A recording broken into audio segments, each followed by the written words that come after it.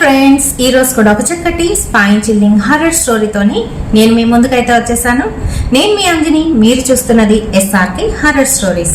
స్టోరీలోకి వెళ్ళబోయే ముందు నాదొక చిన్న రిక్వెస్ట్ అండి, మీరు లైక్ తో పాటు హై పాయింట్స్ కూడా వేయండి.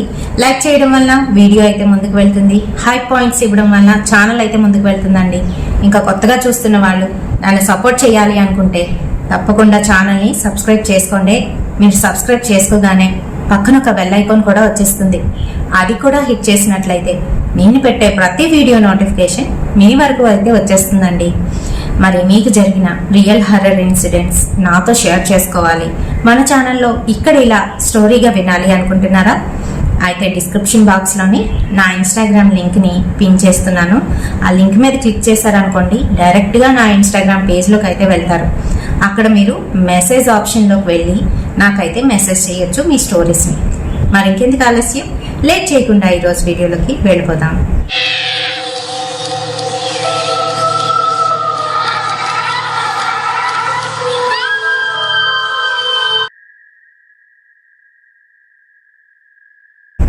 సో ఇది 95లో జరిగిన ఒక రియల్ ఇన్సిడెంట్ అండి.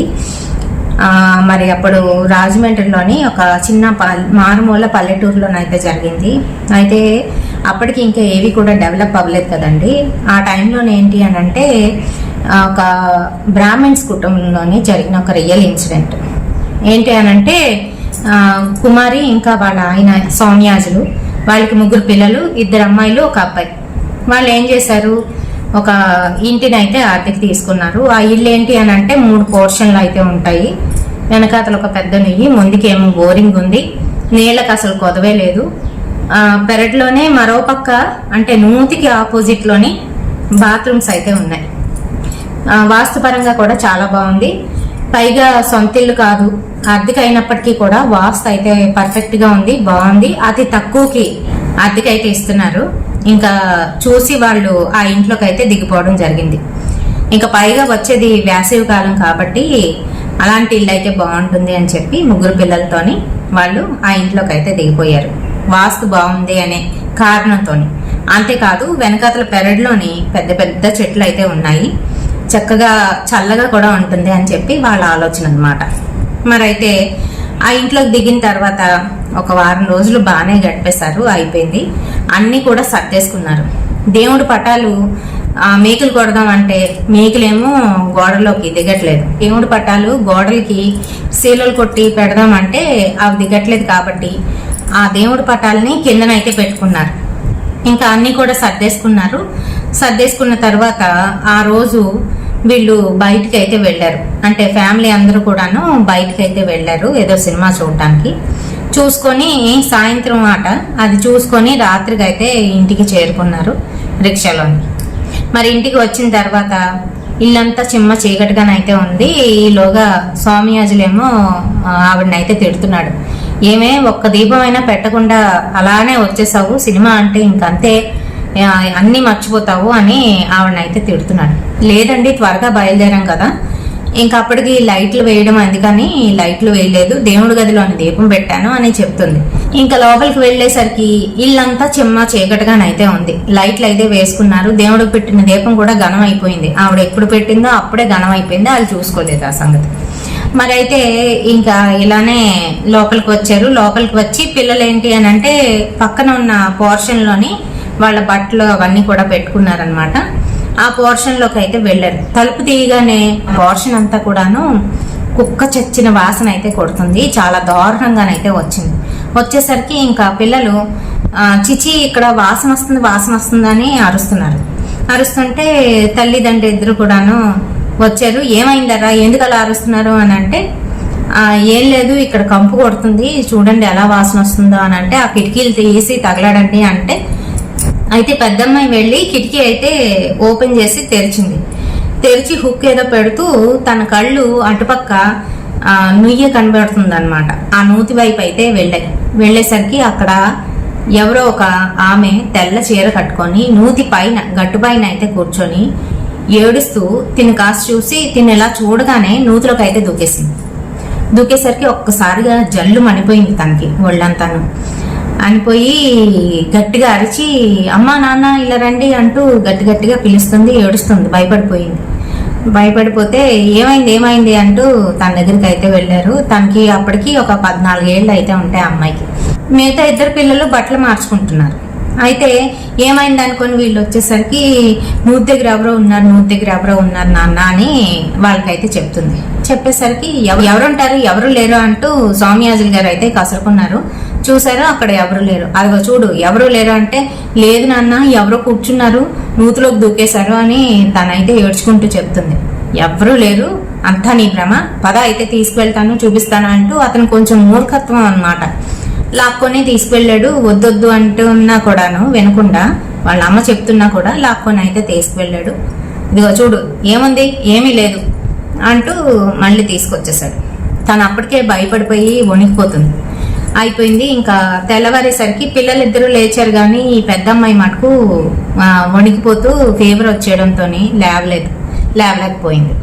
తెల్లవారే లేవడం అలవాటు. అయితే వీళ్ళిద్దరూ కూడాను స్కూల్కి అయితే రెడీ అయిపోయారు, కానీ అమ్మాయి మటుకు లేవలేదు. వాళ్ళ అమ్మ వెళ్ళి చూసింది, అయ్యో జ్వరం వచ్చేసింది దీనికి అంటూ ఆయనకైతే చెప్పింది.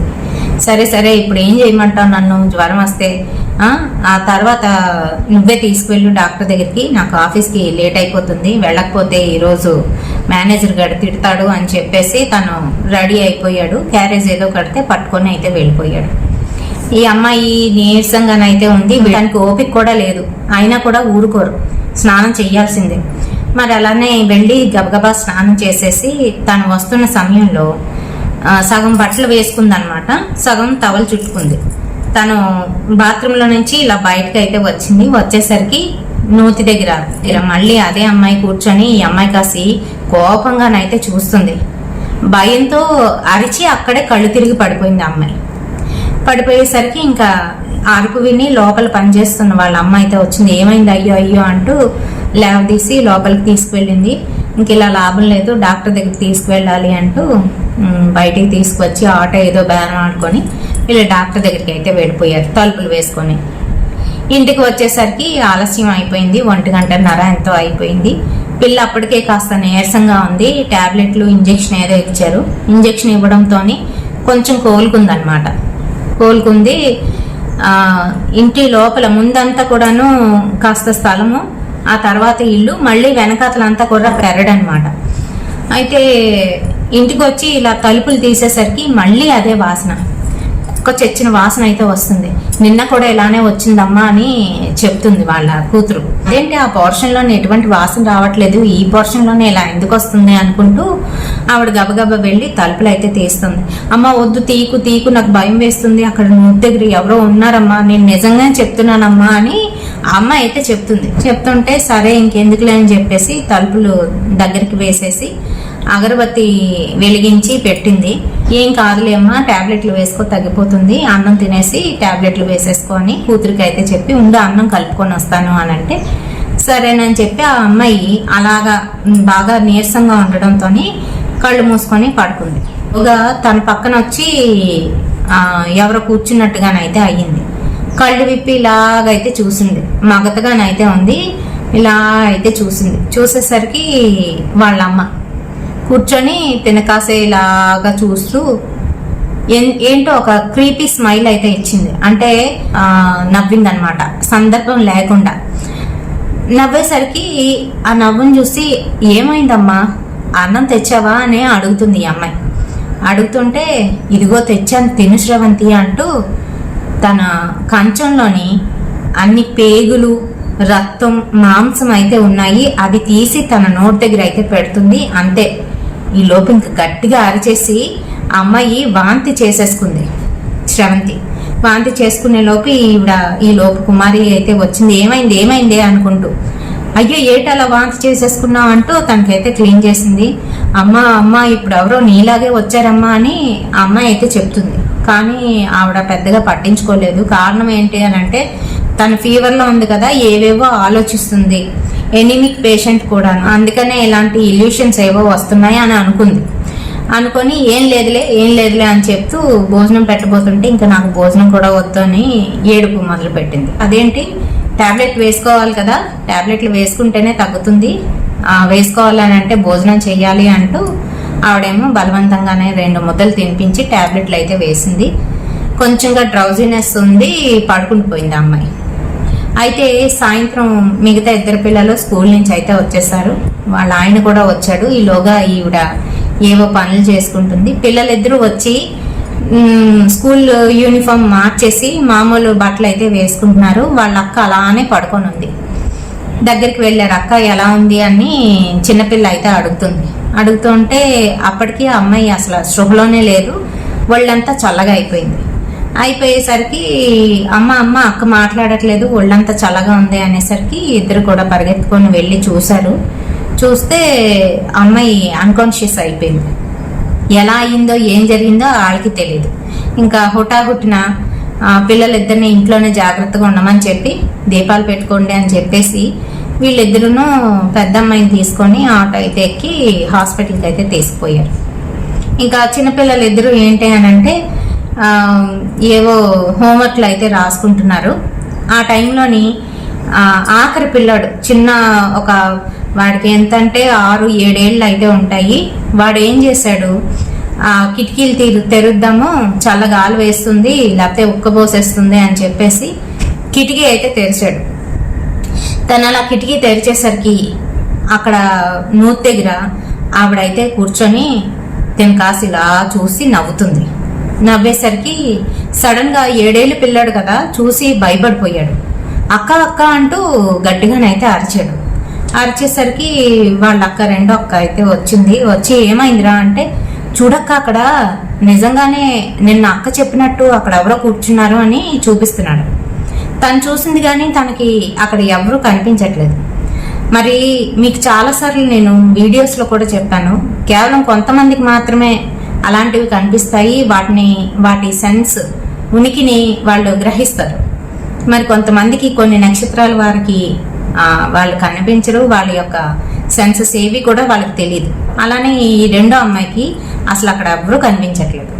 ఎవరున్నారా, ఎవరూ లేరు, నువ్వు హోంవర్క్ చేసుకో, హోంవర్క్ చేయకుండాను ఇలా వెధవేషాలు వేయడానిక అంటూ గసరేసింది. తను భయపడుతూనే వచ్చి వాళ్ళ అక్క దగ్గరే కూర్చొని హోంవర్క్ అయితే రాసుకున్నాడు. ఇంకా రాత్రి 8 అయిపోయింది. వీళ్ళైతే మళ్ళీ రిటర్న్ ఇంటికి అయితే వచ్చేసారు. వచ్చి ఆ అమ్మాయికి ఏమో ఈ పోర్షన్లోని వాళ్ళ మంచం వేసుకున్నారు కదా, అక్కడైతే పడుకోమన్నారు. ఏవో అన్నీ కూడా వండేసింది. ఇళ్ళలో అందరూ కలిపి తినేశారు. ఈ అమ్మాయికి టాబ్లెట్లు ఇచ్చేసి పడుకోమని చెప్పింది. పిల్లలు ఇద్దరే, ఆ చిన్నపిల్లడు ఆ అమ్మాయి ఆ రూమ్లోనైతే పడుకుంటున్నారనమాట. అయితే అమ్మ నాకు భయం వేస్తుంది అని చిన్నపిల్లడు తన సాయంత్రం ఇలా ఒక అమ్మాయిని చూశాను, అక్క చెప్పింది నిజమే అని చెప్తుంటే ఊరుకోరా ఏం మాట్లాడుతున్నావు, దానికి బాగాలేదు అందుకని ఏదేదో చెప్పింది, అవి నిజం కాదు నాన్న, నువ్వు కూడా మనసులో పెట్టుకొని అక్కడ ఏదో ఉందని చెప్పకూడదు, అలాగా తప్పు అని వాళ్ళ అమ్మ అయితే మందలిస్తుంటే లేదు నేను చూశానమ్మా, నిజంగానే అక్క చెప్పినట్టే అక్కడ ఒక ఆవిడ కూర్చుంది, మూతి మీద కూర్చుంది అని చెప్పుకొస్తుంటే ఆవిడేం నమ్మలేదు. సరే ఇంకా ఆ పిల్లేమో మొదటి పోర్షన్లోని వాళ్ళ అమ్మ నాన్న పడుకున్న రూమ్లోనైతే పడుకొని ఉంది. ఈవిడేం చేసింది అని అంటే, మీరు పిల్లల దగ్గర పడుకోండి, నేను అమ్మాయి దగ్గర పడుకుంటాను అని చెప్పేసి అతన్ని పక్క పోర్షన్కి అయితే పంపించేసింది సౌమ్యాజుల్ గారిని. ఆయన వెళ్ళి పిల్లల పక్కన అయితే పడుకున్నాడు. అక్కడ ఒక మంచం అయితే ఉందన్నమాట, అక్కడైతే పడుకున్నాడు. గాలి ఆడట్లేదని కిటికీలు అయితే తెరిచి పడుకున్నాడు. అది కరెక్ట్ గాను 12:30 అవుతున్న సమయంలోని ఎవరో ఒక ఆమె ఏడుస్తున్నట్టుగానైతే వినిపించింది. సౌమ్యాజులకి మాత్రమే వినిపించేసరికి ఏంటి ఎవరు ఏడుస్తున్నారు అని చెప్పేసి ఉలిక్కిపాటును లేచి కూర్చొని చుట్టూ అంతా చూశాడు. అంతా చీకటిగానైతే ఉంది. పెరడ్లో నుంచి వెన్నెల వీళ్ళ కిటికీలో నుంచి గదిలోకి అయితే పడుతుంది. చల్లగానైతే అనిపించింది. కానీ ఆ ఏడుపు మటుకు అలానే ఎవరో మూలుగుతూ ఏడుస్తుంటే ఎలా వినిపిస్తుంది, అది భయంకరంగా అలా అయితే వినిపించేసరికి సౌమ్యాజులు మెల్లగా లేచి కిటికీ దగ్గరికి అయితే వెళ్ళి తన జోబులోని సిగరెట్ అయితే తీస్తున్న సమయంలోని అనుకోకుండా తన దృష్టి ఆ నూతి దగ్గరికి అయితే వెళ్ళి పడింది. తను ఇలా చూసేసరికి అక్కడ ఏడుస్తూ ఆ నూతి మీద అయితే కూర్చున్న ఆవిడ సౌమ్యాజులు కాసి కోపంగానైతే చూసి గట్టిగా అరిచి ఆ నూతిలోకి అయితే దూకేసింది. అంతే, ఒక్క క్షణం అతను ఏం చూశాడో ఏం జరిగిందో అంతా తనకైతే అర్థం అవ్వలేదు. గట్టిగానైతే అరిచేశాడు. తనకి తెలియకుండానే అరుపు అయితే వచ్చేసరికి పక్క రూమ్ లో పడుకుంటున్న వాళ్ళ ఆవిడేమో లేచి పరిగెత్తుకుంటూ వచ్చి ఏమైంది అంటూ ఉంటే, నిజంగానే ఇక్కడ ఏదో ఉంది, నోటి దగ్గర ఎవరో ఉన్నారు, ఎవరో కనిపించారు అని కంగారు పడకండి అంటూ కిటికీలు అయితే వేసేసింది. ఇంకెక్కడ వద్దు, మీరు కూడా అక్కడికి వచ్చేయండి అంటూ ఆ పోర్షన్ లోకి అయితే వెళ్ళిపోయారు. ఆ రోజు అయితే గడిచిపోయింది. మర్నాడు అన్నయ్య వదిన, అంటే కుమారి గారు వాళ్ళ అన్నయ్య వదిన ఆచారి ఇంకా కాంత గారు ఇద్దరు కూడాను ఊరు నుంచి అయితే వచ్చారు. పక్క ఊరే. వాళ్ళు అనుకోకుండా వీళ్ళింటికి అయితే రావడం జరిగింది. కొత్త ఇంట్లో దిగారు కదా అని చెప్పేసి వాళ్ళు అయితే వచ్చారనమాట, వాళ్ళ ఇద్దరు పిల్లల్ని తీసుకొని. వస్తే అన్నయ్య వచ్చావా అంటూ ఆవిడ ఏడుపు అయితే మొదలెట్టేసింది. ఏమైంది ఎందుకు ఏడుస్తున్నావు అంటే, ఇలాగా పాపకు బాగాలేదు, శ్రవంతికి ఏదో చూసి భయపడింది, అంతేకాదు ఇక్కడ ఏదో తిరుగుతుంది అన్నయ్య, మాకు అర్థం కాలేదు, ఇంత తక్కువకి వాళ్ళు మాకు అద్దెకి ఇచ్చినప్పుడే మేము తెలుసుకోవాల్సింది, కేవలం వాస్తు బాగుందని మేము ఇంట్లోకి దిగిపోవడం జరిగింది అని అంటే, సరే నేను చూస్తానులే అని చెప్పేసి ఆయన కాళ్ళు కడుక్కొని అందరూ కూడాను ఇంటిని అయితే చూసేశారు. చూసిన తర్వాత పెరట్లోకి అయితే తీసుకువెళ్ళింది వాళ్ళ చెల్లి. తీసుకువెళ్ళేసరికి ఆచారికి మాత్రమే ఆ నూతి గట్టు మీద ఒక ఆమె అయితే కనిపిస్తుంది. ఆమె కళ్ళు ఎర్రగా చింత నిప్పుల్లాగా అయితే ఉన్నాయి.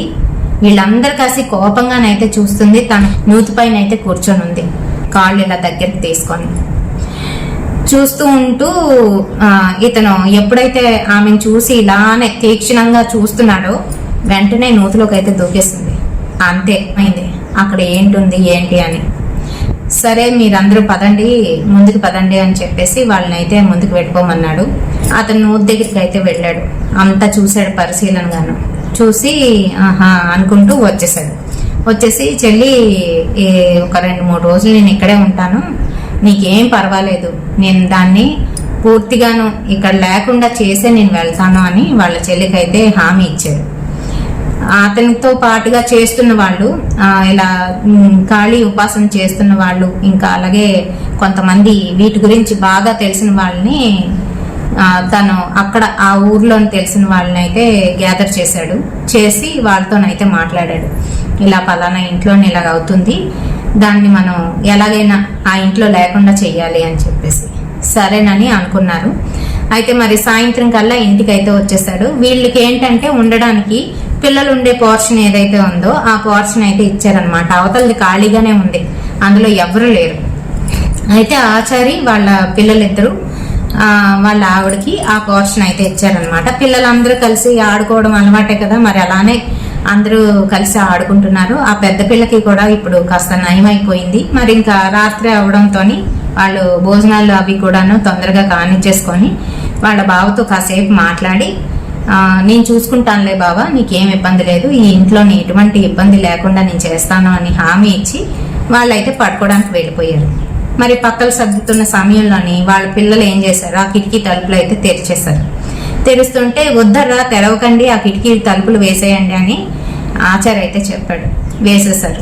వేసేసిన తర్వాత ఏమైందండి, ఏంటి సంగతి అని కాంత అయితే అడిగింది వాళ్ళ ఆయన్ని.